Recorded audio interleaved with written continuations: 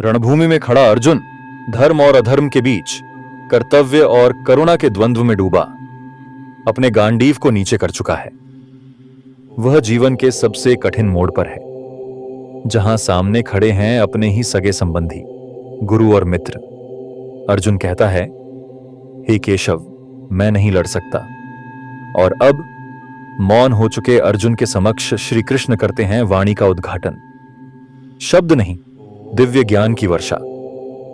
यहां से प्रारंभ होता है सांख्य योग, आत्मा, मृत्यु, धर्म और मोक्ष का गूढ़ मार्ग। श्री कृष्ण अर्जुन को याद दिलाते हैं, तू शरीर नहीं है, तू आत्मा है, जो कभी नहीं मरती, जो कभी जन्म नहीं लेती। तो आइए प्रवेश करें उस दिव्य संवाद में, जहां युद्ध भूमि ध्यान भूमि बन जाती है और शस्त्रों की गूंज में शब्दों से निकलता है मोक्ष का मार्ग।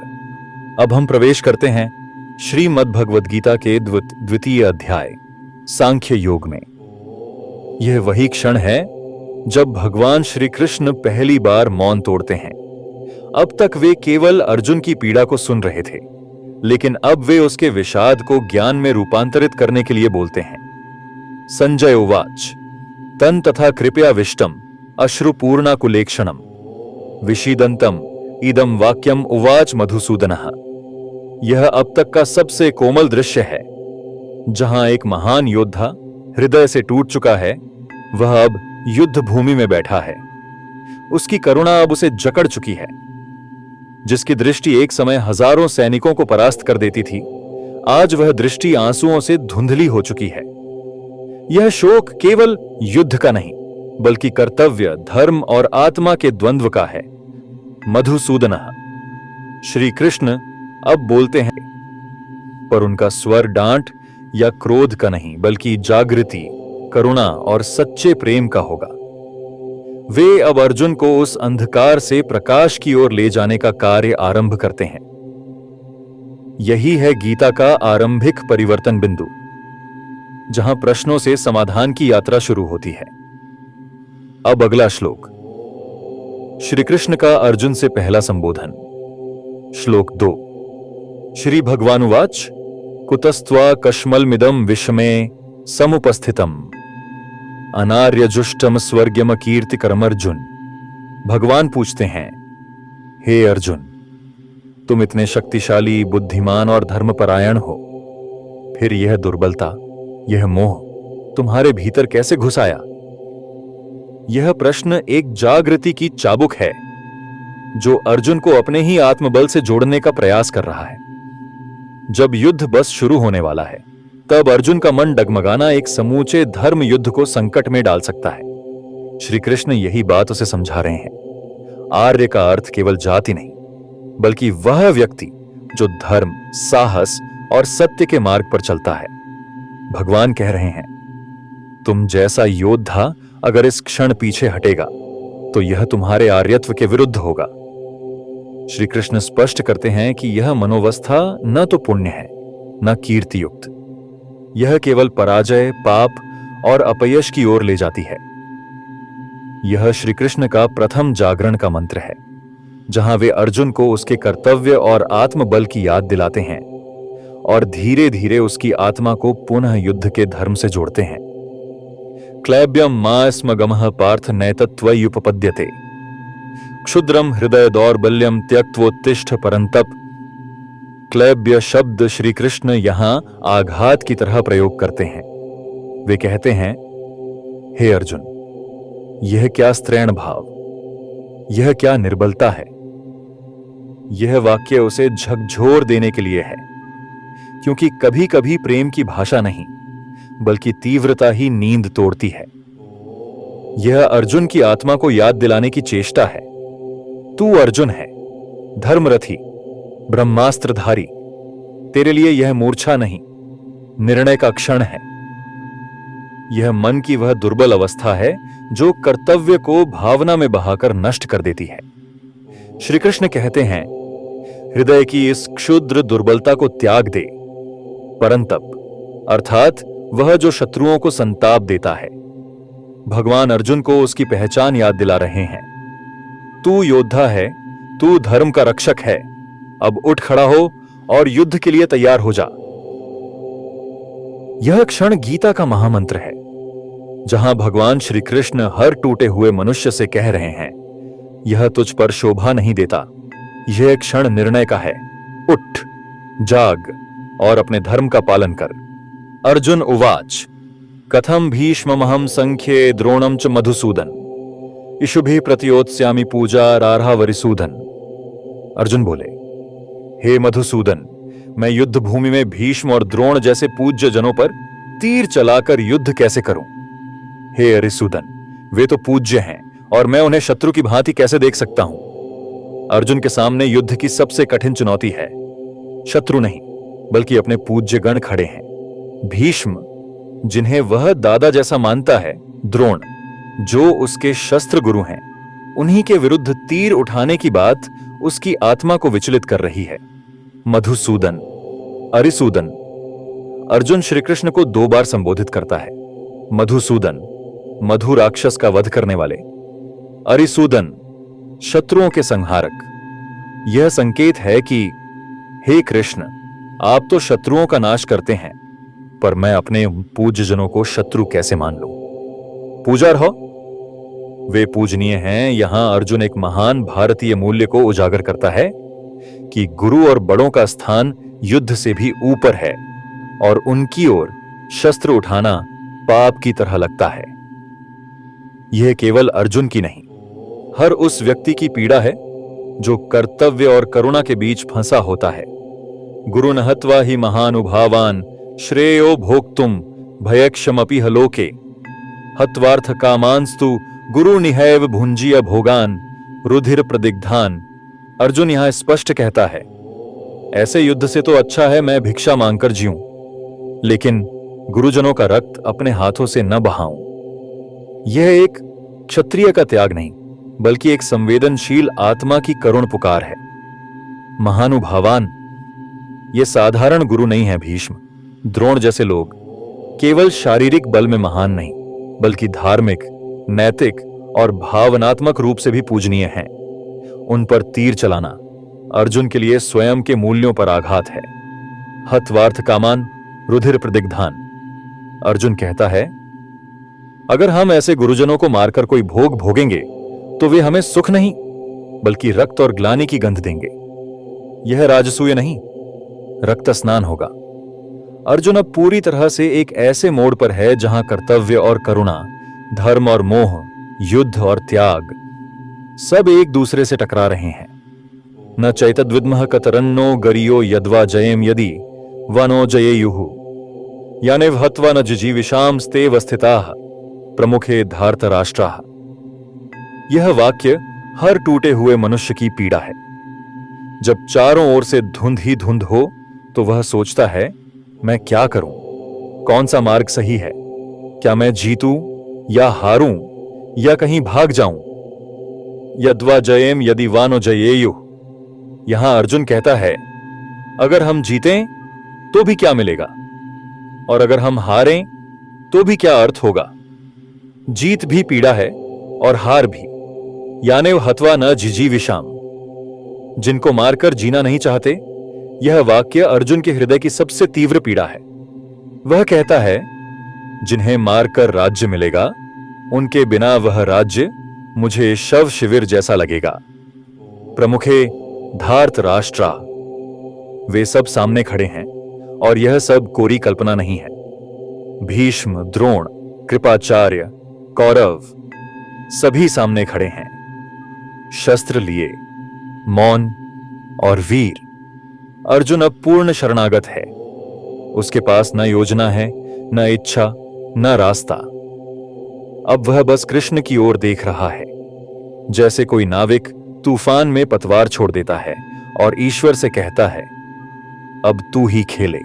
कार्पण्य दोषोप हतस्व भावः पृच्छामि त्वां धर्म सम्मूढ़चेताः यच्छ्रेयः स्यान्निश्चितं ब्रूहि तन्मय शिष्यस्तेहं शाधिमां त्वां प्रपन्नम।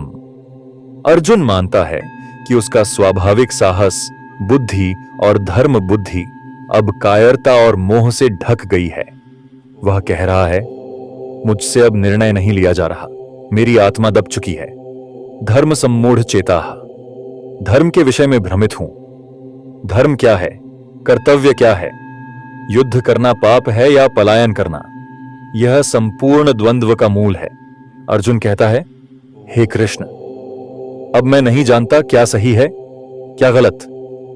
शिष्यस्ते हाँ, अब मैं आपका शिष्य हूं। यह वाक्य मनुष्य के अहंकार के पूर्ण पतन का संकेत है।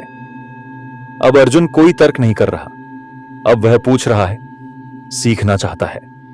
शाधि मां त्वां प्रपन्नम, मुझे आदेश दीजिए, मैं आपकी शरण में हूं। यह केवल ज्ञान नहीं, यह एक जीव का ईश्वर से एकाकार है। अब तू ही चला मेरी नैया। यहां से गुरु शिष्य परंपरा का शुद्धतम रूप आरंभ होता है। यही है वह क्षण जहां गीता केवल एक युद्ध संवाद नहीं, बल्कि जीवन के सबसे बड़े प्रश्नों का उत्तर देने वाला दिव्य उपदेश बन जाती है। जब अर्जुन कहता है, मैं शिष्य हूं, मुझे राह दिखाइए, तब श्री कृष्ण भी उपदेशक, मार्गदर्शक और जगत गुरु बन जाते हैं। न ही प्रपश्यामि ममापनुद्यात् यच्छोकमुच्छोषणमिन्द्रियाणाम् अवाप्य भूमा वस्पत्न मृद्धम राज्यम सुराणामपि चाधिपत्यम। अर्जुन की दृष्टि अब बाहरी संसार से हटकर भीतर के अंधकार को देख रही है। वह कहता है, राज्य, युद्ध, विजय सब बेकार है जब मन ही शोक से सड़ा जा रहा है। यच्छोकम उच्चोषणम इंद्रियाणाम, यह शोक मेरी इंद्रियों को सुखा रहा है। यह कोई साधारण उदासी नहीं, यह अर्जुन की आत्मा तक जलाने वाला विषाद है। मन, शरीर, संकल्प सब मुरझा गए हैं। यह वैसा शोक है जो मनुष्य को भीतर से तोड़ देता है, जिसमें इच्छा, प्रयास, चेतना सब कुछ शिथिल हो जाता है। अवाप्य भूमौ अस्पत्नम रद्धम राज्यम, अगर यह पूरा पृथ्वी राज्य भी मुझे मिल जाए बिना किसी विरोध के, यानी सत्ता, ऐश्वर्य, वैभव, सब कुछ अर्जुन को अब व्यर्थ लगने लगा है। सुराणाम पिच अधिपत्यम, देवताओं का भी अधिपत्य मिल जाए। यह अत्यंत मार्मिक वाक्य है। अर्जुन कहता है, अगर मुझे देवताओं का भी स्वर्ग राज्य मिल जाए तो भी मेरा यह शोक नहीं मिटेगा। यह वह क्षण है जहां अर्जुन हर सांसारिक मोह को त्याग कर श्री कृष्ण से केवल एक ही वस्तु की याचना करता है, ज्ञान, शांति और आत्मबोध। संजय उवाच, एवं मुक्त्वा हृषिकेशम गुडाकेशः परन्तपः न योत्स्य इति गोविंदम उक्त्वा तूष्णीम बभूवः। यहां संजय उस अंतिम वाक्य का संकेत देता है जो अर्जुन ने कहा, मुझे राज्य नहीं चाहिए, मुझे शांति चाहिए, ज्ञान चाहिए। और अब वह कह चुका है जो कहना था। अब वह सुनने को तैयार है। गुडाकेशः परन्तपः, वह अर्जुन जो नींद को जीत चुका था। गुडाकेश का अर्थ है जो नींद और मोह पर विजय पा चुका है, और परंतप शत्रुओं को संताप देने वाला। लेकिन आज वह महान योद्धा अपने ही मोह, अपने ही द्वंद्व से पराजित होकर बैठा है। न योत्स्य इति गोविंदम, मैं युद्ध नहीं करूंगा। यह कहकर यह अर्जुन का अंतिम निर्णय है, मैं अब युद्ध नहीं करूंगा। पर यह घोषणा अब अहंकार से नहीं, बल्कि एक टूटे हुए आत्मा के मौन से निकल रही है। तूष्णीम बभू, और वह मौन हो गया। अब न कोई प्रश्न है, न कोई तर्क, न कोई निर्णय। अब केवल मौन है, एक शिष्य का मौन, जिस मौन के भीतर संपूर्ण ज्ञान का बीज पनपने वाला है। अब गीता अपने सर्वोच्च मोड़ पर पहुंची है। एक भ्रमित योद्धा मौन हो गया और एक जगत गुरु अब बोलने को तैयार है। तमुवाच हृषिकेशः प्रहसन्निव भारत सेनयोरुभयोर्मध्ये विषीदन्तमिदं वचः।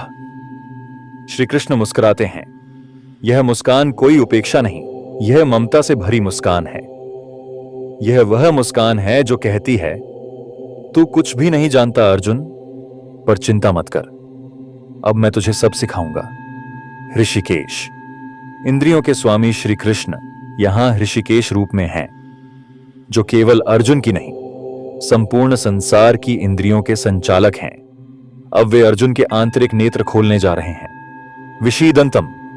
जो शोक में डूबा था अर्जुन अब केवल शारीरिक नहीं बल्कि मानसिक और आध्यात्मिक स्तर पर भी थका, टूटा और दिशाहीन है। सेनयोरुभयोर मध्ये, दोनों सेनाओं के बीच यह केवल युद्ध भूमि नहीं है, यह जीवन और मृत्यु, धर्म और अधर्म, कर्तव्य और करुणा के बीच की भूमि है। और अब गीता का वह भाग आरंभ होता है जिसे हजारों वर्षों से योग, दर्शन, मोक्ष और आत्मज्ञान का सार कहा गया है। श्री भगवानुवाच अशोचानन्वशोचस्त्वं प्रज्ञावादांश्च भाषसे गतासूंश्च नानुशोचन्ति पंडिताः। तू उनके लिए शोक कर रहा है जो शोक योग्य नहीं है। श्री कृष्ण सीधे अर्जुन के मुख्य भ्रम पर चोट करते हैं। वे कहते हैं, हे अर्जुन, तू जिनके लिए दुखी हो रहा है, भीष्म, द्रोण, अपने भाई, वास्तव में वे आत्मा रूप में अमर हैं। उनके लिए शोक करना मूर्खता है। प्रज्ञावादांश्च भाषसे, तू ज्ञान की बातें कर रहा है पर तू भ्रमित है। अर्जुन तर्क दे रहा था, गुरु को नहीं मारना चाहिए, राज्य व्यर्थ है, शांति चाहिए। भगवान कहते हैं, तू बात तो ज्ञान जैसी करता है लेकिन असल में तेरा ज्ञान अधूरा है। गतासून अगतासूंश्च, जिनका प्राण गया हो या न गया हो, चेतन और अचेतन, जीवित और मृत। पंडित जन किसी के लिए शोक नहीं करते क्योंकि वे जानते हैं कि आत्मा अमर है और मृत्यु केवल शरीर की है। न अनुशोचन्ति पंडिता, ज्ञानी कभी शोक नहीं करते। यहां पंडित शब्द का अर्थ है वह व्यक्ति जिसने आत्मा के सत्य स्वरूप को जान लिया हो, जो समझ गया है कि न जन्म सत्य है न मृत्यु, केवल आत्मा शाश्वत है। यही है श्री कृष्ण का पहला और सबसे शक्तिशाली बिंदु। अर्जुन, तू जिस दुख में डूबा है वह तुझे सत्य से दूर ले जा रहा है। न त्वेवहम जातु नासम न त्वं नेमे जनाधिपाः न चैव न भविष्यामः सर्वे वयमतः परम न त्वएव अहम जातु नासम। कभी हम नहीं थे, ऐसा नहीं हुआ। यह वाक्य आत्मा की सनातनता को उद्घाटित करता है। भगवान श्री कृष्ण कहते हैं, हे अर्जुन, न मैं, न तू, न ये योद्धा कभी भी अस्तित्व से बाहर नहीं थे।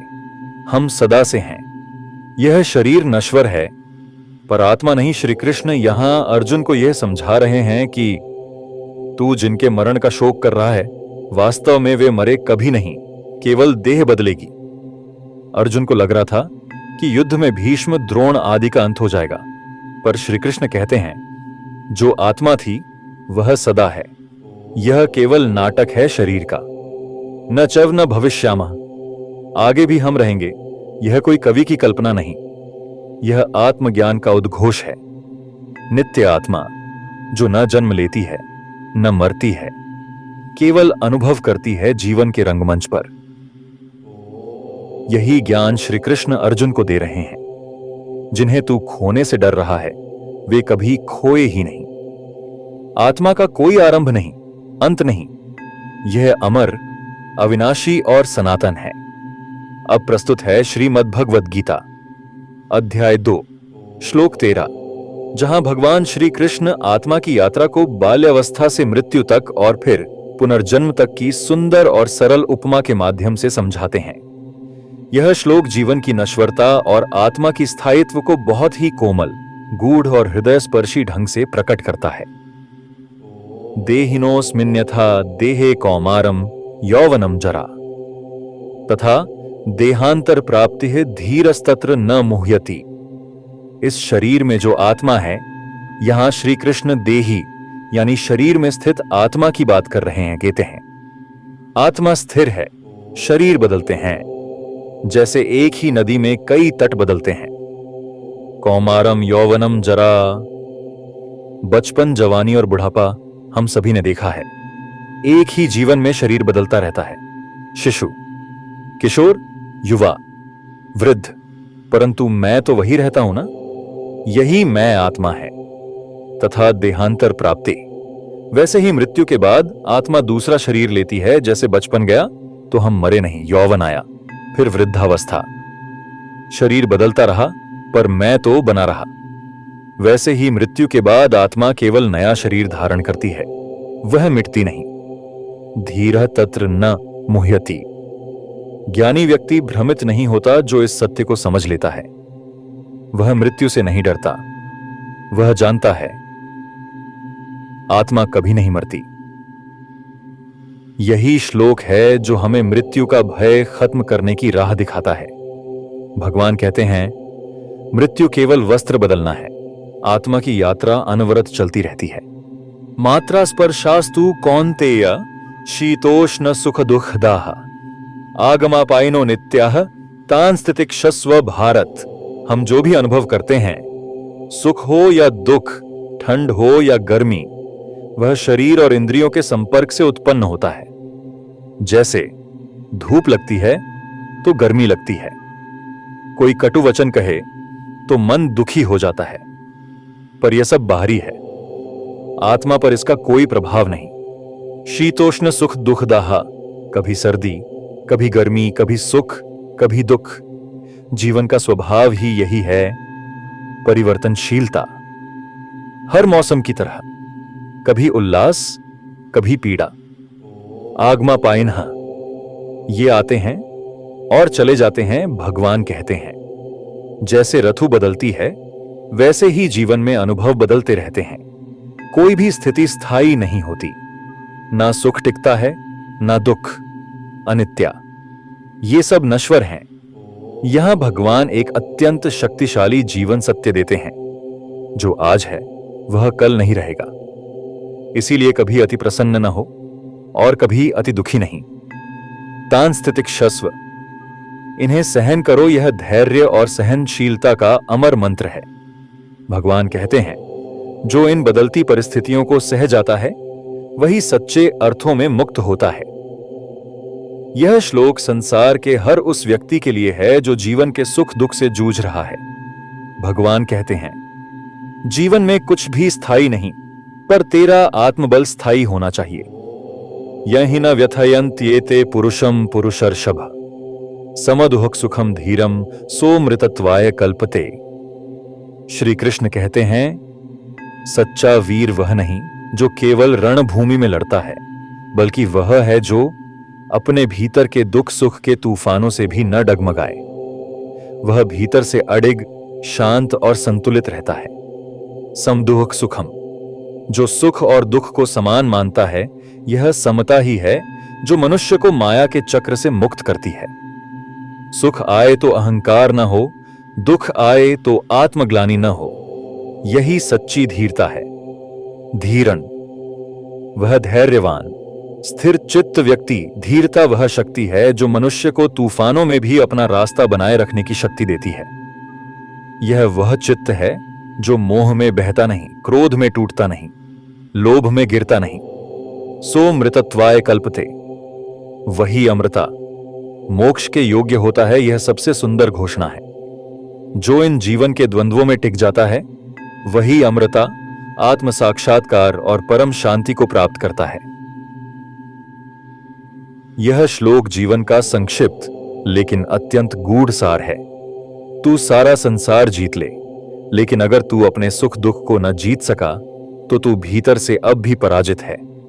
और यदि तू अडिग रह गया तो तुझसे बड़ा विजेता कोई नहीं। नास्तो विद्यते भावो ना भावो विद्यते सतः उभयोरपि दृष्टोन्तः त्वनयोस्तत्वदर्शिभिः।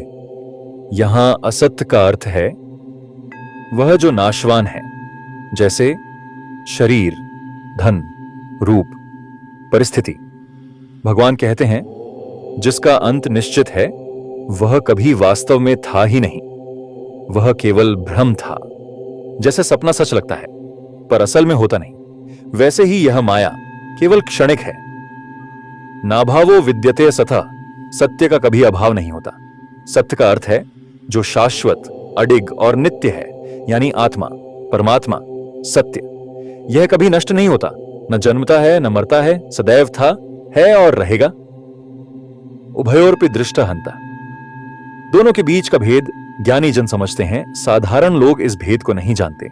वह असत को ही सत्य मान बैठते हैं। शरीर, पद, प्रशंसा को ही आत्मा समझ बैठते हैं। लेकिन तत्वदर्शी जो सत्य के मूल तक पहुंचे हैं, वह जानते हैं कि जो चला जाए वह मैं नहीं, और जो मुझ में सदा रहे वही मैं हूं।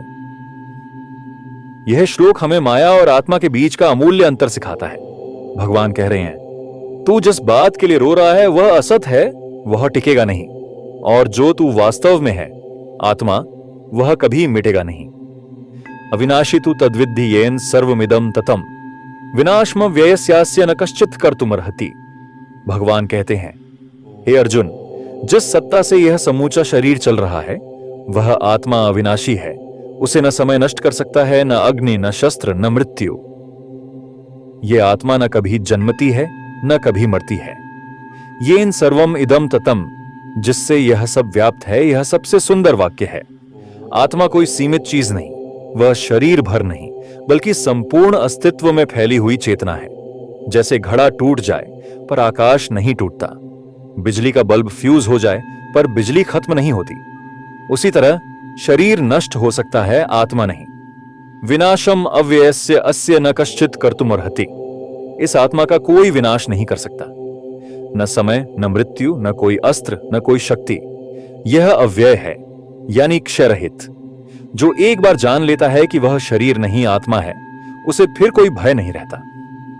यही आत्मा का सनातन ज्ञान है, जिसे जान लेने से मृत्यु का डर समाप्त हो जाता है, मोह समाप्त हो जाता है और आत्मबल जाग उठता है। अंतवंते में देहा नित्यस्योक्ता शरीरिणः अनाशिनो प्रमेयस्य तस्माद्युध्यस्व भारत। उससे भगवान कहते हैं, अर्जुन, जिनके लिए तू दुखी है उनका शरीर तो एक दिन नष्ट होना ही है। यह मृत्यु तो टाली नहीं जा सकती। जैसे वस्त्र पुराने हो जाते हैं, मकान टूट जाते हैं, फूल मुरझा जाते हैं, वैसे ही शरीर भी नश्वर है। नित्यस्योक्ता शरीरिणः, लेकिन आत्मा सदा रहने वाली है। आत्मा को कोई जला नहीं सकता, कोई काट नहीं सकता, कोई नष्ट नहीं कर सकता। वह तो शाश्वत प्रकाश है जो केवल देहों को बदलता है, स्वयं वैसा ही रहता है। अनाशिनः अप्रमेयस्य, आत्मा अनाश्वर और अकल्पनीय है। भगवान यहां दो विशेष गुण बताते हैं। 1. अनाशिनः, जिसका कभी नाश नहीं होता। 2. अप्रमेयस्य, जिसे कोई माप नहीं सकता, कोई समझ नहीं सकता। आत्मा को न देखा जा सकता है, न छुआ, परंतु वह सर्वत्र विद्यमान चेतना है। तस्माद्युध्यस्व भारत, इसलिए उठो, युद्ध करो। भगवान कहते हैं, जब तू जान चुका है कि आत्मा नहीं मरती, शरीर मरने के लिए ही आया है, तो फिर तू मोह और शोक के कारण युद्ध से क्यों भाग रहा है? धर्म के लिए, कर्तव्य के लिए तू युद्ध कर, क्योंकि सत्य के पक्ष में खड़ा होना ही धर्म है। और यह श्लोक एक महान आह्वान है। सत्य को समझो, मृत्यु से मत डरो और कर्तव्य से पीछे मत हटो। येनम वेत्ति हंतारम यश्चैनम मन्यते हतम उभौ तो न विजानीतो नायम हंति न हन्यते। श्री कृष्ण अर्जुन को कहते हैं, अगर तू यह सोच रहा है कि तू किसी को मार देगा या कोई तुझे मार देगा, तो तू अज्ञान में है। मारने और मारे जाने का अनुभव केवल शरीर तक सीमित है, आत्मा का इससे कोई संबंध नहीं। यश्चैनम मन्यते हतम, या जो इसे मारा गया मानता है। कोई अगर यह मानता है कि भीष्म या द्रोण युद्ध में मारे जाएंगे, तो वह भी आत्मा की सनातनता को नहीं जानता। शरीर गिर सकता है, पर आत्मा को कभी छुआ भी नहीं जा सकता। उभौ तो न विजानीता, ये दोनों ही नहीं जानते। श्री कृष्ण स्पष्ट कहते हैं, मारने वाला भी अज्ञानी है और मारे गए की शोक करने वाला भी, क्योंकि जिसे वह मार रहा है वह आत्मा कभी मरती ही नहीं। नयम हंति न हन्यते, आत्मा न मारती है न मारी जाती है। यह श्लोक आत्मा के बारे में एक अत्यंत अद्भुत और उन्नत सत्य है। आत्मा कर्तृत्व से भी परे है। आत्मा दुख सुख, जीवन मरण से परे है। इसीलिए तू मैं मार रहा हूं या मुझे मार देंगे के भ्रम में मत पड़। यही श्लोक अर्जुन के गहरे युद्ध निर्णय को पुनः चुनौती देता है। श्री कृष्ण कहते हैं, हे अर्जुन, तू किसी को मार नहीं सकता। तू केवल अपने धर्म का पालन कर। जो मरेंगे वे आत्मा नहीं है, और तू जो मारेगा वह वास्तव में कोई विनाश नहीं कर रहा। न जायते म्रियते व कदाचिन नायम भूत्वा भविता व न भूया अजो नित्यः शाश्वतो यम पुराणो न हन्यते। हन्य माने शरीरे, न जायते म्रियते व कदाचित, आत्मा न जन्मती है न मरती है। श्री कृष्ण स्पष्ट करते हैं, आत्मा जन्म मरण के चक्र से परे है। जिसे हम जन्म कहते हैं वह केवल शरीर का आना है, आत्मा तो पहले से थी। जिसे हम मृत्यु कहते हैं वह केवल शरीर का जाना है, आत्मा तो बनी रहती है। न भूतवा भविता व न भूया, ये कभी उत्पन्न नहीं हुई थी न फिर होगी। आत्मा के लिए कोई आरंभ नहीं है और न ही कोई अंत। वह समय से परे है, कारण कार्य से परे है। यह तो बस है, अस्तित्व मात्र। अजो नित्यः शाश्वतः अयं पुराण। अजो, यह जन्म रहित है। नित्य, यह सदा रहने वाली है। शाश्वत, जो कभी समाप्त नहीं होती। पुराण, जो आदिकाल से है परंतु कभी पुरानी नहीं होती। यहां आत्मा को 4 अद्भुत विशेषणों से सजाया गया है जो हमें बताते हैं कि आत्मा न कोई रचना है न किसी रचना की वस्तु। न हन्यते हन्य माने शरीर, शरीर मरे पर आत्मा नहीं मरती। यह सबसे निर्णायक पंक्ति है। शरीर भले ही काटा जाए, जला दिया जाए, पर आत्मा को कुछ नहीं होता। आत्मा तो केवल दृष्टा है जो केवल अनुभव करती है पर खुद कभी बदलती नहीं।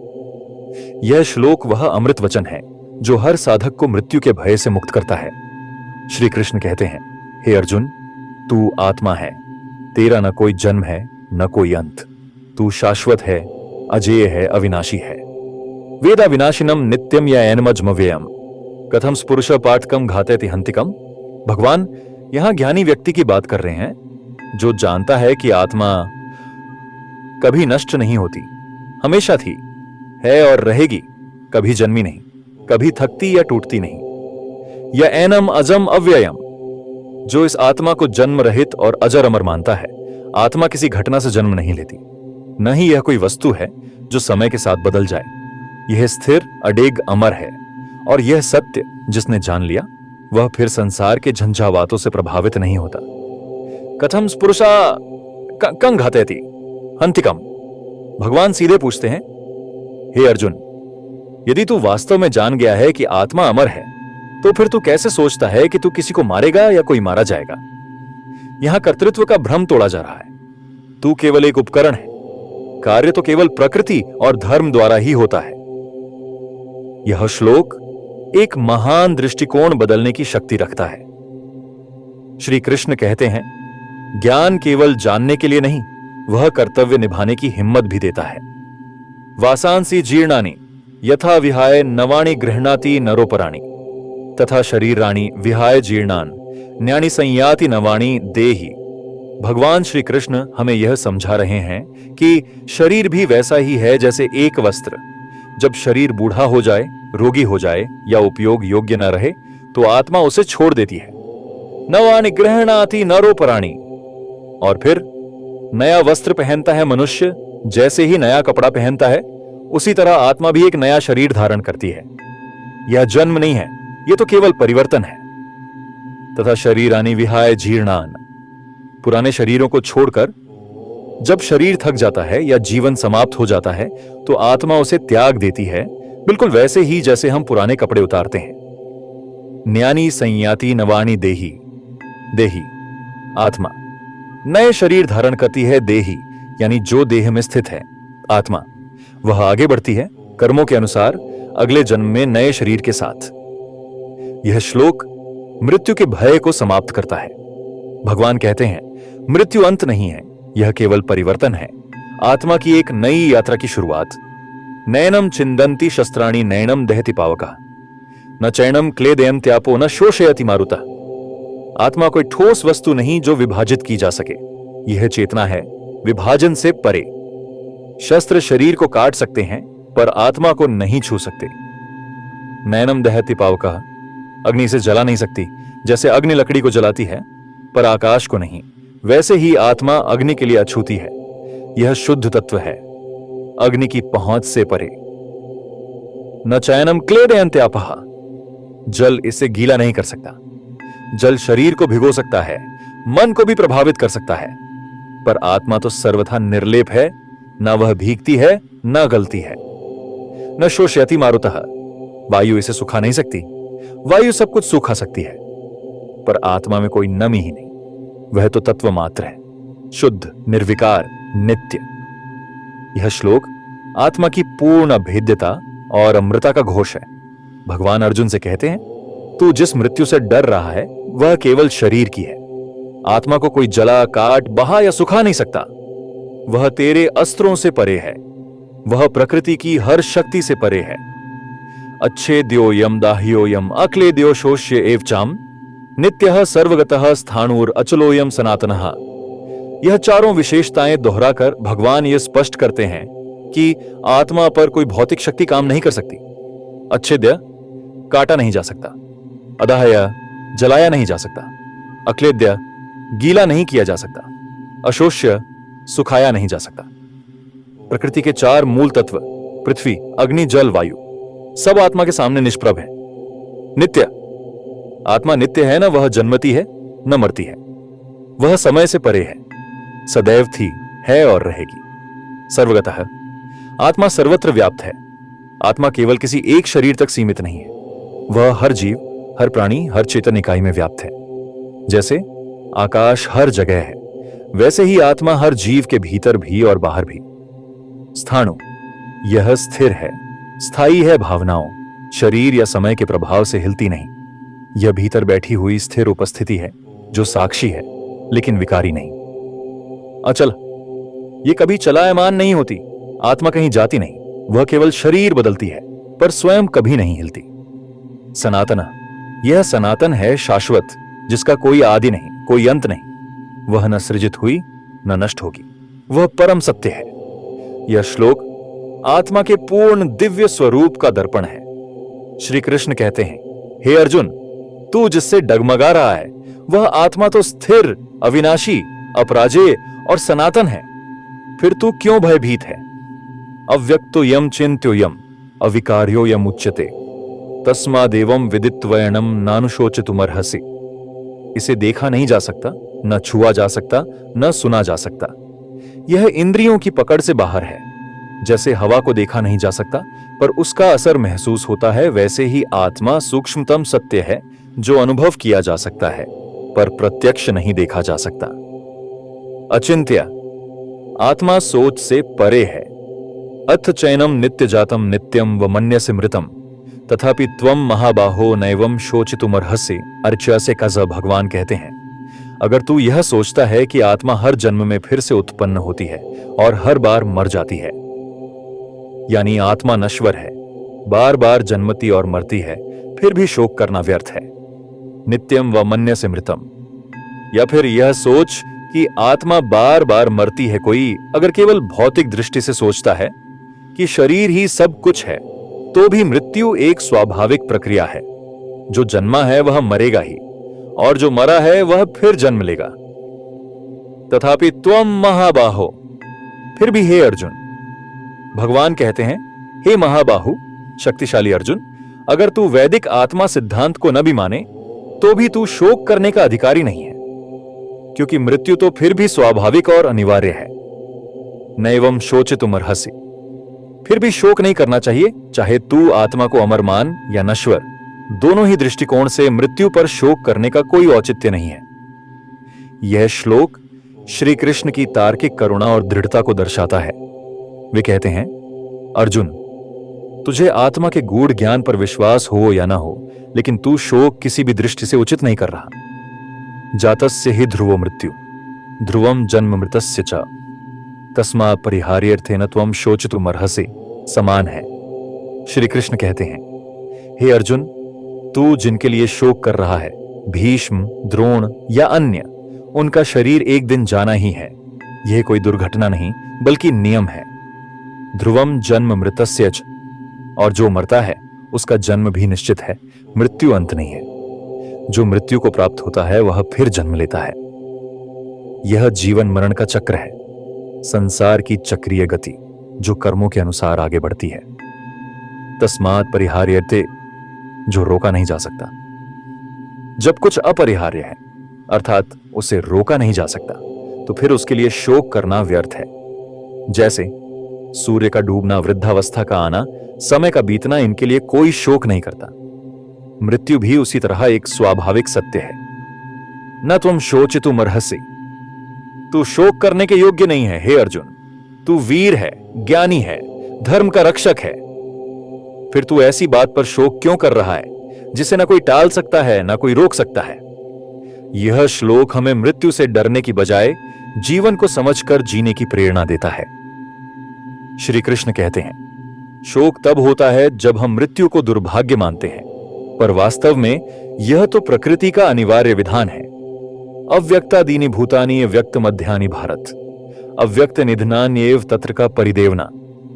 जब कोई प्राणी गर्भ में होता है उसे कोई नहीं देख पाता, उसका अस्तित्व होता है पर वह अव्यक्त इनविजिबल होता है। जैसे बीज मिट्टी में छुपा होता है वैसे ही जीवन की शुरुआत भी अदृश्य से होती है। व्यक्त मध्याह्न फिर थोड़ी देर के लिए प्रकट होता है। जन्म के बाद हम एक दूसरे को देखते हैं, जानते हैं, पहचानते हैं। यह जीवन का दृश्य रूप है, लेकिन यह भी क्षणिक है। यह मध्यकाल है, अल्पकालिक, सपने के समान। अव्यक्त निधनानि एवं, और अंत में फिर अदृश्य हो जाता है। मृत्यु के बाद शरीर तो मिट्टी में मिल जाता है, लेकिन आत्मा फिर से अदृश्य हो जाती है। हम नहीं जानते वो कहां गई, कौन सा अगला शरीर मिला, पर उसका अस्तित्व बना रहता है, बस हमारी दृष्टि से ओझल हो जाता है। तत्र का परिदेवना, फिर शोक क्यों करना? जब प्राणी पहले भी अज्ञात था, फिर थोड़ी देर के लिए दृश्य हुआ और फिर से अदृश्य हो गया, तो फिर तू क्यों शोक करता है? यह श्लोक जीवन को एक अद्भुत रहस्य और यात्रा की तरह प्रस्तुत करता है। श्री कृष्ण कहते हैं, यह तो स्वाभाविक चक्र है। दृश्य और अदृश्य के बीच झलकते इस जीवन के लिए तू शोक क्यों करता है अर्जुन? आश्चर्यवत् पश्यति कश्चिदेनम्, आश्चर्यवद्वदति तथैव चान्यः, आश्चर्यवत् चैनमन्यः शृणोति श्रुतवाप्येनम्, वेद न चैव कश्चित्। जब कोई आत्मज्ञान को छूता है तो वह हैरान हो जाता है, क्या यह मैं हूं? क्या मैं यह शरीर नहीं हूं? यह अनुभव इतना गहरा होता है कि वह देखकर मौन में डूब जाता है। आश्चर्यवत् वदति, कोई उसे आश्चर्य की तरह कहता है। जो आत्मा को थोड़ा जान लेता है, वह जब उसे व्यक्त करता है तो उसके शब्द भी आश्चर्य और विस्मय से भरे होते हैं। कहना मुश्किल है, वह कुछ और ही है।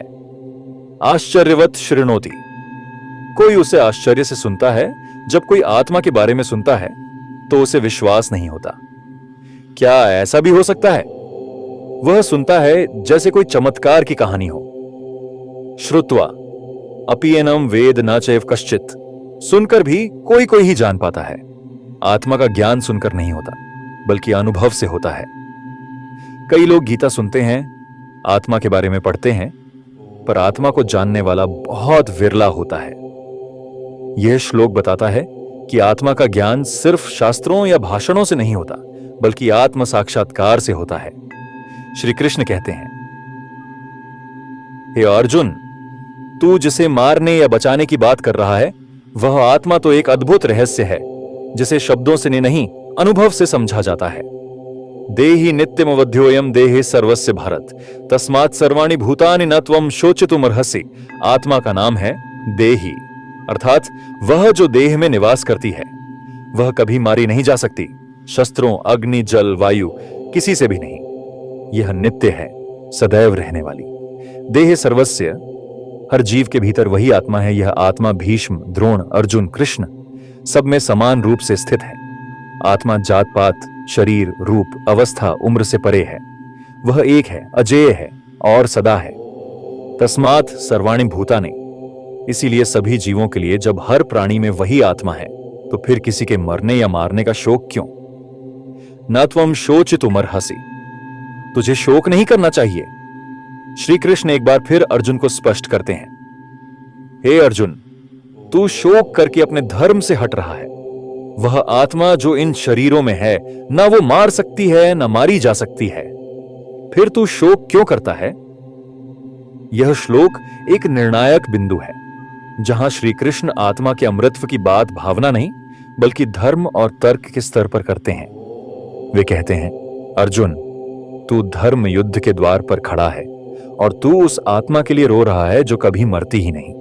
स्वधर्मंपि चावेक्ष्य न विकंपितुमर्हसि, धर्म्याद्धि युद्धात् श्रेयोन्यत्, क्षत्रियस्य न विद्यते। तू न केवल आत्मा का ज्ञान भूल रहा है, बल्कि अपने क्षत्रिय धर्म को भी नजरअंदाज कर रहा है। तेरा धर्म क्या है? अन्याय के विरुद्ध खड़ा होना, सत्य की रक्षा करना, पीड़ितों की रक्षा के लिए शस्त्र उठाना। न विकंपितु मरहसे, तू विचलित होने योग्य नहीं है।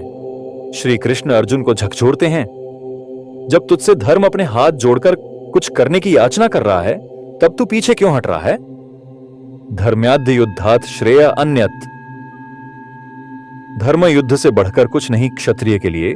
यह युद्ध सिर्फ राजनीति नहीं है, यह धर्म की रक्षा की लड़ाई है। यह युद्ध अधर्म बनाम धर्म है, अन्याय बनाम न्याय है, अहंकार बनाम विनम्रता है। यह युद्ध धर्म का आह्वान है। क्षत्रियस्य न विद्यते, क्षत्रिय के लिए इससे बढ़कर कुछ नहीं। अगर तू पीछे हटा तो तू न केवल युद्ध से बल्कि अपने जीवन के उद्देश्य से पीछे हटेगा। श्लोक अर्जुन ही नहीं, हर मनुष्य को उसके धर्म और कर्तव्य की याद दिलाता है। श्री कृष्ण कहते हैं, जब समय तुझसे धर्म की मांग करे तो पीछे हटना अधर्म है और आगे बढ़ना मोक्ष का मार्ग। यदृच्छया चोपन्नम स्वर्ग द्वारम पावृत्तम सुखिनः क्षत्रियाः पार्थ लभन्ते युद्धमीदृशम। हे पार्थ, जो धर्म युद्ध स्वतः स्वाभाविक रूप से बिना मांगे तेरे सामने प्रकट हुआ है, वह स्वर्ग का खुला द्वार है। ऐसा युद्ध पाकर वे क्षत्रिय धन्य होते हैं। अर्जुन ने यह युद्ध मांगा नहीं था, पर समय ने उसे चुना है। यह युद्ध उसके दरवाजे पर स्वयं चलकर आया है। यह युद्ध कोई साधारण संघर्ष नहीं, यह धर्म की पुनर्स्थापना का माध्यम है। स्वर्ग द्वारम अपावृतम, यह तो स्वर्ग का द्वार है क्षत्रिय के लिए। जो धर्म के लिए प्राण देता है उसके लिए स्वर्ग के द्वार खुल जाते हैं। यह युद्ध मूल्य, सत्य और नीति के लिए है, इसलिए यह तेरे लिए मोक्ष का मार्ग भी बन सकता है। सुखिनः क्षत्रियाः, वे क्षत्रिय सौभाग्यशाली हैं जो ऐसे पवित्र युद्ध का अवसर पाते हैं। वे वास्तव में सुखी हैं। आज तू स्वयं भाग्य से चुना गया है न्याय की रक्षा करने के लिए, और तू पीछे हट रहा है। लभन्ते युद्धमीदृशम, ऐसा युद्ध विरले को ही मिलता है। यह कोई भाड़े का युद्ध नहीं, कोई स्वार्थ या अहंकार की लड़ाई नहीं। यह युग धर्म की पुनर्स्थापना की लड़ाई है। तू इस युद्ध को पा चुका है। अब अगर तू पीछे हटा तो यह केवल पराजय नहीं होगी, यह अवसर की हत्या होगी। यह श्लोक हमें बताता है कि कुछ लड़ाइयां जीवन में स्वयं आती हैं और वे केवल युद्ध नहीं होती, वे परीक्षा होती हैं कि हम अपने धर्म, साहस और सत्य के कितने निकट हैं। अथ चेत्त्वमिमं धर्म्यं संग्रामं न करिष्यसि ततः स्वधर्मं कीर्तिं च हित्वा पापं वाप्स्यसि। श्री कृष्ण स्पष्ट कहते हैं, यह युद्ध धर्म का है, केवल सत्ता का नहीं। यह युद्ध अन्याय, अधर्म और अज्ञान के विरुद्ध है। यदि तू इससे पीछे हटेगा तो यह केवल एक निर्णय नहीं होगा बल्कि एक अपराध होगा। तथा स्वधर्मम, तू अपने स्वधर्म को खो देगा। क्षत्रिय का धर्म है सत्य के लिए लड़ना, निर्बलों की रक्षा करना, अधर्म को मिटाना। यदि तू युद्ध छोड़ता है तो तू अपने धर्म से मुंह मोड़ लेगा। धर्म का त्याग एडर्ड स आत्मा का पतन। कीर्ति और तेरी कीर्ति भी मिट जाएगी। अर्जुन, तू केवल योद्धा नहीं, तू एक महानायक, एक प्रेरणा है। यदि तू युद्ध से भागेगा तो लोग तुझे कायर, धर्म त्यागी और कपटी कहेंगे। तेरी कीर्ति वर्षों से बनी है, पर एक पल की कमजोरी उसे मिटा सकती है। हित्वा पापम अवाप्स्यसे, और पाप का भागी बनेगा। यह युद्ध तेरे लिए कर्तव्य है। अगर तू कर्तव्य छोड़ता है तो यह पाप कहलाएगा। शांति तब पवित्र होती है जब वह कायरता नहीं होती। यह श्लोक हमें सिखाता है कि कर्तव्य से भागना सिर्फ कमजोरी नहीं बल्कि पाप है। श्री कृष्ण कहते हैं, धर्म तेरे द्वार पर खड़ा है, उसे ठुकराना केवल यश का नाश नहीं, आत्मा की गिरावट भी है। अकीर्तिं चापि भूतानि कथयिष्यन्ति ते व्ययाम संभावितस्य चाकीर्तिर्मरणादतिरिच्यते। अर्जुन, तू अगर आज युद्ध से पीछे हटेगा तो केवल तुझे ही नहीं, तेरे वंश, गुरु, कुल और शत्रु सभी तुझे घृणा की दृष्टि से देखेंगे। लोग तेरे भागने की कथा पीढ़ियों तक सुनाएंगे। ते व्यायाम, यह अपयश कभी नष्ट नहीं होगा। यह केवल एक समय की बदनामी नहीं, यह अमिट धब्बा बन जाएगा। तेरा संपूर्ण जीवन चाहे कैसा भी रहा हो, लोग तुझे याद करेंगे केवल एक शब्द से, अर्जुन भाग गया। संभावितस्य च अकीर्ति, प्रतिष्ठित व्यक्ति का अपमान। अर्जुन कोई साधारण व्यक्ति नहीं है, वह भारतवर्ष का सबसे बड़ा धनुर्धर है। उसका अपमान केवल उसका नहीं होगा, वह धर्म, गुरु और पराक्रम के विश्वास को भी गिरा देगा। मरणात् अतिरिच्यते, अपमान मृत्यु से भी अधिक कष्टदायक है एक योद्धा के लिए।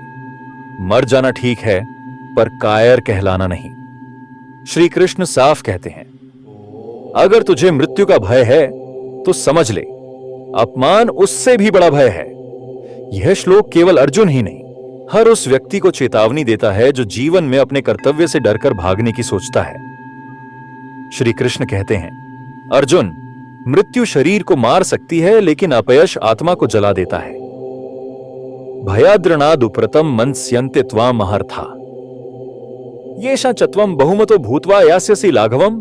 तेरे निर्णय की सच्चाई चाहे जो भी हो, पर लोग ये नहीं जानना चाहेंगे कि तू क्यों पीछे हटा। वे केवल इतना देखेंगे कि अर्जुन रणभूमि से भाग गया, और वे निष्कर्ष निकालेंगे, अर्जुन डर गया। मंस्यन्ते त्वाम महारथा, बड़े बड़े योद्धा ऐसा सोचेंगे। भीष्म, द्रोण, कर्ण, शकुनी, अश्वत्थामा जैसे योद्धा जो तुझसे युद्ध करने को तैयार थे, अब तुझे डरपोक कहेंगे। तेरे शत्रु तुझे सम्मान से नहीं, तिरस्कार से देखेंगे। ये शांच तुम बहुमता, जो तुझे मानते थे, जिन लोगों की नजरों में तू सम्मानित, वीर, श्रेष्ठ था, जिन्होंने तुझ पर गर्व किया था, वे अब तुझे नीच समझेंगे। भूत्वा यास्यसि लाघवम, अब तू उनका सम्मान खो बैठेगा। तू जिनके लिए गर्व का विषय था, अब हंसी और अपमान का कारण बन जाएगा। सम्मान कमाने में जीवन लग जाता है, लेकिन गंवाने में एक पल। और यह श्लोक हमें सिखाता है कि जब हम डर के कारण कर्तव्य से भागते हैं, तो हम अपने शत्रु को भी अपने ऊपर हंसने का अवसर दे देते हैं। श्री कृष्ण कहते हैं, अर्जुन, यह युद्ध केवल विजयी होने के लिए नहीं, बल्कि अपनी आत्म प्रतिष्ठा की रक्षा के लिए भी है। अवाच्य वदंश बहुशो वदिष्यन्ति तवाहितम, नान्यम तत्स्मन्ये अंत, धृष्टम बलवदम रणे। वह कभी योद्धा नहीं था, यह तो बस किसी दुर्घटना का परिणाम था। वदिष्यन्ति तवाहितम, तेरा अपमान करेंगे, वे तुझे यह नहीं समझने देंगे कि तुझे क्यों डर लगा। वे कहेंगे कि तू डर से भागा है। यह शत्रु तेरे लिए सिर्फ बुरी बातें ही कहेंगे, ताकि तेरा आत्मविश्वास और प्रतिष्ठा टूट जाए। नान्य तत्स्मन्ये दत्त, अभाव बिल्कुल गिर चुका है। वे कहेंगे, अर्जुन का नाम अब केवल अपमान और शर्म के रूप में लिया जाएगा। जो तुझे पहले सम्मान देते थे, अब तुझे सबसे तुच्छ समझेंगे। धृष्टम बलवदम रणे, तू कितना भी बलशाली क्यों ना हो, जब तू इस युद्ध से भागेगा, तेरे पराक्रम का कोई अर्थ नहीं रह जाएगा। अब तू केवल एक नीच व्यक्ति के रूप में देखा जाएगा। यह श्लोक बताता है कि कायरता का सबसे बड़ा दंड केवल हमारी आत्मा नहीं, बल्कि हमारे समाज, हमारे परिवार और हमारे नाम तक को खराब कर देता है। श्री कृष्ण का संदेश स्पष्ट है, अर्जुन, भागने से तेरा नाम और सम्मान दोनों नष्ट हो जाएंगे। हतो व प्राप्स्यसि स्वर्गम जित्वा व भोक्ष्यसे महीम, तस्मादुत्तिष्ठ कौन्तेय युद्धाय कृत निश्चय हर्षश आ। अर्जुन, यदि तू इस धर्म युद्ध में मारा गया, तो तू वीर गति को प्राप्त होगा, और क्षत्रिय के लिए यह सीधा स्वर्ग का मार्ग है। तू शरीर छोड़ेगा, पर यश और पुण्य ले जाएगा। जित्वा व भोक्ष्यसे महीम, और यदि तू जीत गया, अगर तू युद्ध में विजयी हुआ, तो तू धरती पर राज्य करेगा, धर्म की स्थापना करेगा, अपने वंश, गुरुओं और राष्ट्र की रक्षा करेगा। यानी मृत्यु और विजय, दोनों ही स्थितियों में तू विजयी है। तस्मात् उत्तिष्ठ कौन्तेय, इसीलिए उठ हे अर्जुन। अब बहाने नहीं, अब शोक नहीं, अब मोह नहीं, उठ जा। युद्धाय कृत निश्चय, युद्ध के लिए दृढ़ निश्चय कर, मन को स्थिर कर, निश्चित कर ले। यह युद्ध धर्म का है, कर्तव्य का है, और तू इसके लिए उत्पन्न हुआ है। यह श्लोक अर्जुन को झकझोरता है कि अब सोचने का समय नहीं, अब निर्णय का समय है। श्री कृष्ण कहते हैं, यदि तू युद्ध करेगा तो यह स्वर्ग पाएगा या धरती का राज्य। तू किसी भी दशा में हारेगा नहीं, केवल यदि तू भागा तभी तू हारेगा। सुख दुखे समे कृत्वा लाभालाभौ जया जयो, ततो युद्धाय युज्यस्व नैवं पापं वाप्स्यसि। सुख और दुख, लाभ और हानि, जय और पराजय, इन सब में संभव रखकर युद्ध कर, इस प्रकार तू पाप को नहीं पाएगा। युद्ध में तू चाहे जीते या हारे, दोनों में संतुलन बनाए रख। सुख आए तो मत फूले, दुख आए तो मत टूट। यही संतुलन आत्मा का योग है। लाभालाभाव, लाभ और हानि में संभाव अर्जुन।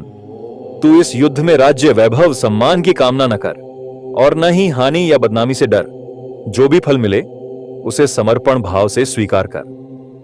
जया जयो, विजय और पराजय को एक समान समझ। तू यदि जीता अच्छा, यदि हारा तब भी कुछ न खोया, क्योंकि तू धर्म के पथ पर था। विजय और पराजय केवल परिणाम है, महत्व केवल कर्तव्य के पालन का है। ततो युद्धाय युज्यस्व, इसलिए युद्ध कर। अब जब तू जान गया कि धर्म के लिए किया गया समचित्त युद्ध पाप नहीं देता, तो युद्ध से पीछे मत हट। नैवं पापम अवाप्स्यसि, इस प्रकार तू पाप से मुक्त रहेगा। यदि तू राग, द्वेष, लोभ, भय के बिना धर्म के लिए युद्ध करेगा तो युद्ध तुझे पाप नहीं देगा, बल्कि वह तुझे मोक्ष देगा। यह श्लोक कर्मयोग का आरंभ है, जो गीता की आत्मा है। श्री कृष्ण कहते हैं, अर्जुन, फल की चिंता छोड़, मन को सम कर और कर्तव्य को निष्ठा से निभा। यही धर्म है, यही मुक्ति है। इस प्रकार भगवान श्री कृष्ण ने अर्जुन को जीवन का सबसे महान सिद्धांत दिया। कर्तव्य कर, फल की चिंता मत कर, सुख दुख, हानि लाभ, विजय पराजय, सब में सम रह। यहीं से आरंभ होता है कर्म योग का दिव्य पथ, जो न केवल अर्जुन को युद्ध के लिए खड़ा करता है, बल्कि हमें भी जीवन के संघर्षों में स्थिर और जागरूक बनाता है। अर्जुन का मोह अब धीरे धीरे टूटने लगा है, लेकिन अब भी श्री कृष्ण के वचनों की गहराई और बढ़ेगी। बुद्धि योग, निष्काम कर्म और आत्म कल्याण, इन सभी रहस्यों को श्री कृष्ण आगे खोलेंगे। तो बने रहिए हमारे साथ श्रीमद् भगवद गीता के अगले भाग में, जहां प्रारंभ होगा बुद्धि योग का वास्तविक रहस्य। जय श्री कृष्ण। हर श्लोक, हर संवाद हमारे जीवन को दिशा देने वाला